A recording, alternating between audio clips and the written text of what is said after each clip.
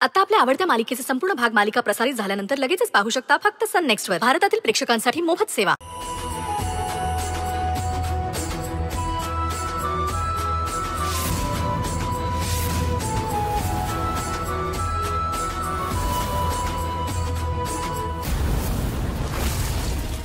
माझ्या अंजलीवर अन्याय झालेला मी सहन करणार नाही. तुला हे सिद्ध करावं लागेल की देवांश जहागीरदारशी तुझा काहीही संबंध नाही. अख्ख्या जगात पाय घसरून पडायला हिला तोच मुलगा कसा काय मिळाला जो माझ्या अंजलीचा आधीपासूनचा मित्र होता. तो श्रीमंत मुलगा अंजलीच्या प्रेमात पडण्याआधी हिला त्याला आपल्या जाळ्यात ओढायचं असेल, हो की नाही?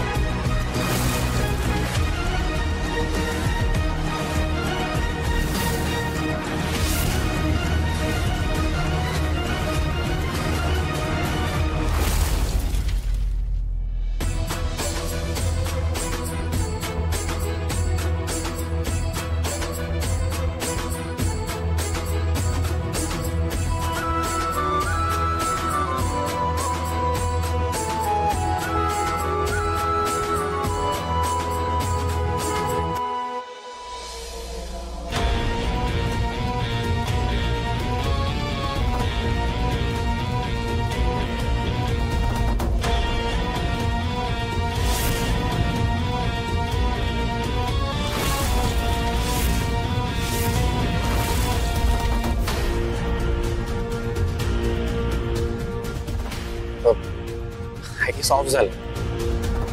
अरे आत्ताच बॅटरी जायची होती. आज मी फोन चार्ज करायलाच विसरले. आय थिंक त्या मुलीचा चेहरा बघून तुझा मूड ऑफ होऊ नये ना, म्हणून बॅटरी डिस्चार्ज झाली असेल.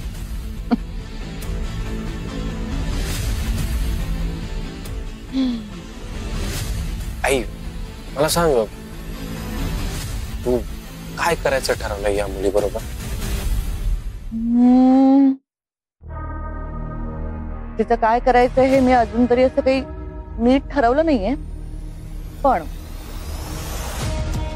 मी तिला अशी सोडणार नाही. एनिवेज, तिचं जे काही करायचंय ते मी नंतर ठरवेन. पण तू आज दिवसभर काम करून आलाय, थकला असशील, झोप येत असेल, तू जाऊन झोप. आपण या सगळ्यावर नंतर बोलू. आणि एक लक्षात घे, गुरुजींनी जरी तुझ्यासाठी मुलगी बघितली असली, पत्रिका बघितली असली, तरी त्या मुलीला अजून मी बघितलेलं नाही. त्यामुळे त्या मुलीला जेव्हा मी बघणार, पारखणार, तेव्हाच तुझ्या लग्नाचं डिसिजन फायनल होणार आहे. त्यामुळे टेन्शन घेत बसू नको. डोंट वरी आई, मी नाही घेते टेन्शन वगैरे. ते मी तुला आधीच सांगितलंय ना, तुम्ही दोघे माझ्याकरता जी कुठली मुलगी शोधाल ती मी मान्य करेन. आता तू स्वतःसाठी मुलगी नाही शोधलीयस तर ऑप्शन नाहीच आहे तुझ्याकडे दुसरं. चल, गुड नाईट. Good night. आणि उगाच टेन्शन घेत बसू नकोस. अजिबात नाही.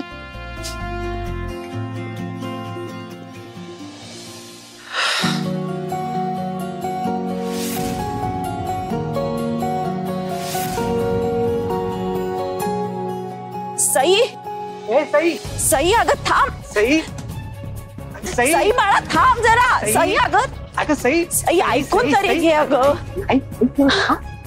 थांब तू थोडं बाळा. काय थांब? अख्ख्या जगात तुम्हाला हाच मुलगा मिळाला? सई अगं आमचं ऐकून तरी घे. काय ऐकून घेऊ आई? याचा अर्थ हाच होतो ना की फक्त मामी आणि अंजली पुरता संशय मर्यादित नव्हता, तर तुम्हाला देखील संशय होता आणि आहे. सई तसं नाहीये. मग कसं आहे मामा? मामा ऑलरेडी माझं आणि त्यांचं काही नाहीये हे मी प्रूव्ह केलंय ना. त्यांनी मला गरजेला मदत केली आणि मी त्यांचे पैसे परत केले. बस संपला विषय इथेच. आणि त्यांनी सुद्धा व्हिडिओमध्ये सांगितलंय ना की माझा आणि त्यांचा काही संबंध नाहीये. मग तरी देखील तुम्ही का हट्ट करताय? एकीकडे तुम्ही आहात आणि दुसरीकडे हे देवांश जहागीरदार सर. कितीही टाळलं ना तरी सतत माझ्या डोळ्यासमोर येत राहतात. सई सई ऐक जरा ऐक. तू शहाणी मुलगीच केली. ते बघ असा त्रागा करायचा नाही. आम्ही काय म्हणतोय ना ते एकदा ऐकून तर घे. हे बघ तू म्हणतेस ना की तुझा आणि यांचा काहीही संबंध नाहीये.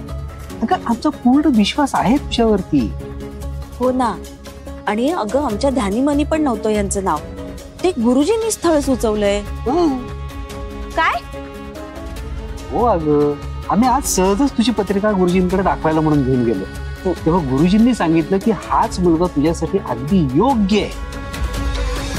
आता तूच म्हणालीस की तुझी आणि यांची योगायोगानं सारखीच गाठ पडते. म्हणजे कदाचित विठू बाबांच्या मनातही असं असू शकेल. हो हा त्यांचा संकेत असेल. पण मुळात मला हेच कळत नाहीये, तुम्ही मला न विचारता गुरुजींकडे गेलातच का? हो आत्ता लक्षात येतंय माझ्या. म्हणजे सकाळी तुम्ही खरं तर या कामासाठी बाहेर पडला होता, म्हणून खोटं बोललात ना माझ्याशी. खरं सांगितलं असतं तर तू सोडलं नसतंस.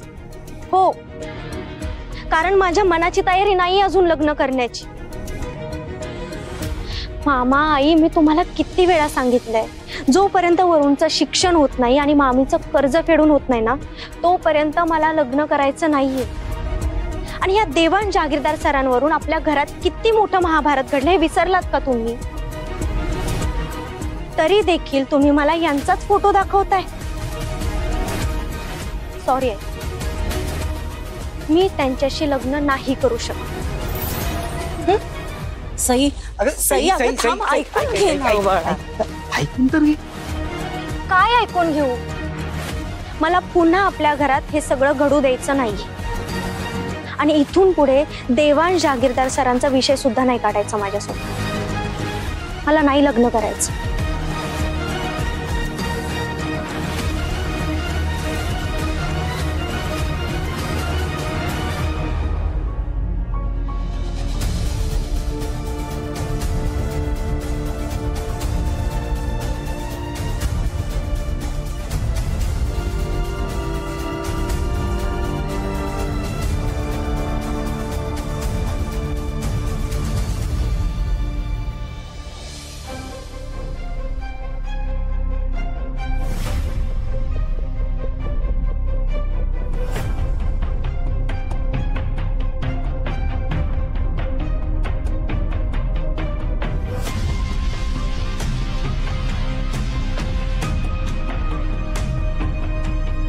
मॉम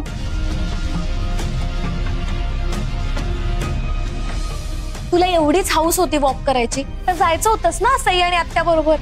इथे काय हॉलमध्ये वॉक करतेय? मी पण त्या दोघींना शतपावलीची हौस कशी काय आली ते कळत नाही मला.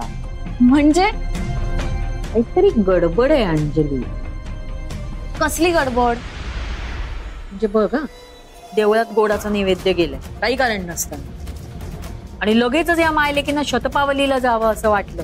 गेले लगेच. आणि आता कधी गेलेत बघ. आता वाजले बघ किती, अजून आले आणि तिघही आलेले नाहीत.